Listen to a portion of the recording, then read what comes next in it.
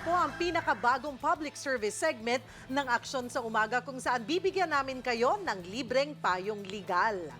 Ayan na. Okay, Siyempre ready? kasama natin, walang iba, Dean Mel Santa Maria. Parating narinig ko yung din na yan ngayon. Sarap pakinggan, diba, Dean? Oo. Ayan, siyempre, eto, Dean Mel, para makarami tayo. Sa una nating caller, nasa linya po natin ngayon si Lilia Habiguero. Good morning sa iyo, Lilia. Ano ang nais mong itanong kay Dean Mel? Good morning din po sa inyong lahat. Gusto ko lamang po kasing itanong yung tungkol po sa aking final nitong March sa Civil Local Registrar. Opo. Ang final ko po doon, yung correction po ng letter ng pangalan ko. Kasi po, ang pangalan ko po doon, since na nag-aaral po ako, ang ginagamit ko po yung LIA. Na Lilia, saka yung Habiguero, JABI. Ang nakalagay po sa birth certificate ko, Lelia, LELIA. At saka sa Habiguero po ay JABE. At saka po, ang nakalagay po doon sa aming magkakapatid, number of children alive, ay 6. Pero kung susundin po doon sa pinakabunso namin, 4 po kaming magkakapatid. Ayun po. Ngayon, ang sabi po sa akin, nakabook po ako sa Civil Local nung eto pong June 29. Okay. At saka po, pagpunta ko po sa kanila sa June 29 for interview, napakarami pong dokumento na aking original at isi-xerox ng 3 copies each. Plus, kailangan dala ko na raw din po yung 1,005 na fee para doon. Ngayon kung ma-interview po pala ako, bibilang pa po ng 2 to 3 months bago ma-final o ma-release yung corrected birth certificate ko. Ayun po ang aking problema na sana mapadali yung schedule ko. Ganun ba yun. talaga kahaba ang proseso, Dean Mel? Alam mo kasi basta typo error lang. Opo. Yung typographical error, nagkamali lang ng spelling. Talagang hindi na kinokorte yan at ina-administrative na lang yan. Doon na lang sa local civil registrar, hindi sa NSO, sa local civil registrar. Pero ang proseso po ay ganito talaga.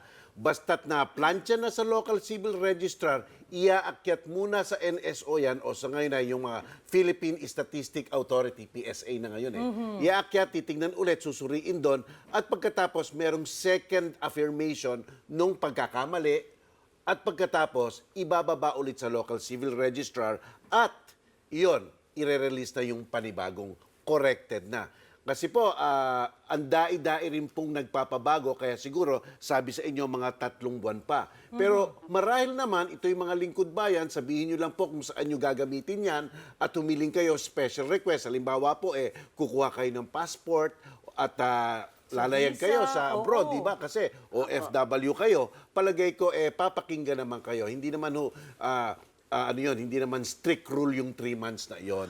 Curious lang ako, Ma'am Lilia, no? Yung pangalan mo lamang ba ang may mali, pero yung sa mga kapatid mo ay maayos naman, partikular na nga yung apelido? Sa mga kapatid ko po, yung pinakabunso namin, tama po yung number of children 4. Tapos yung mga iba kong kapatid, tama naman po yung kanilang mga details na nakalagay doon. Ako lang po ang nagkamali sa number of children 6. 6 ang nalagay sa inyo. Ano lang po Opo. yun? At saka, Typo lang po iyon, hindi po iyon yung napaka-substantial, no, na halimbawa nationality from Chinese to Filipino. Yon, mga kokorte na talaga po iyon.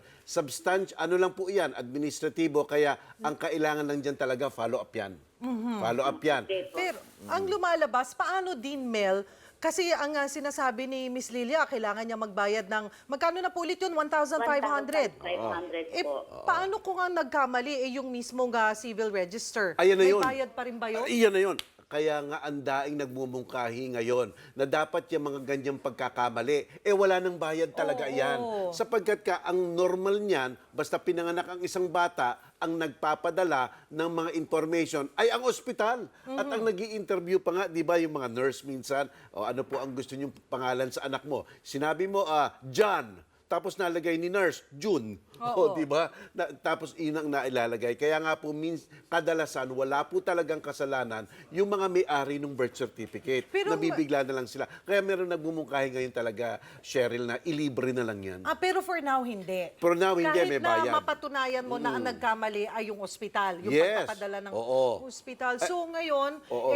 pagtsatsagaan muna. Pagtsatsagaan muna. Ni Alam Ma'am nyo, Lilia. Aling Lilia, yung pagpapalit lang anong kasarian, Oo. nagkamali sa male-female, nagawang female pero lalaki ka naman, iyon more or less mga 3,000 na yun. Oh, wow. Malaki. Kaya pagtsagaan lang po natin yan at kung ang gawin nyo po, tanong nyo po sa local civil registrar, nasaan na ba ang papeles ko? Nasaan na ba po ang papeles ko? At kung sinabi nasa PSA na, maaring pumunta po kayo doon, patrace nyo at sabihin, kailangan ko na rin yan para maibalik ka agad. Minsan kasi talagang natutulog doon Kaya ang gobyerno, nako. ang gobyerno po natin, minsan natutulog, minsan kailangan- gising, kaya minsan talagang itulak at mag-follow up. Kaya Aling Lilia, sa pag-submit nyo, siguraduhin nyo na po na lahat ng ipinadadala po sa inyo ay bit-bit nyo, i-double, triple check nyo para hindi na rin po kayo pabalik-balik at lalong hindi na mapahaba pa. Okay po? Ganun po ang ginawa ko. Pina-check ko po muna nung etong week na to, o last week po, pina-check ko bago ko po i-xerox ng 3 copies each kasi Opo. baka gumastos ako tapos mali-mali naman po pala yung pina-xerox ko. Tama. Tama naman daw po yung Ang galing po, Okay, Aling galing. Lilia. Tama po yan. Kaya po kayo pinapapunta doon, naninigurado lang si local civil registrar. Baka ibang mga tao yung nahandoon sa kanyang papalitan. Alright. Kaya nga, Marami pong salamat sa inyong pagtawag, Nanay Lilia. Be sure to come back. Use 5 everywhere. Copyright 2016.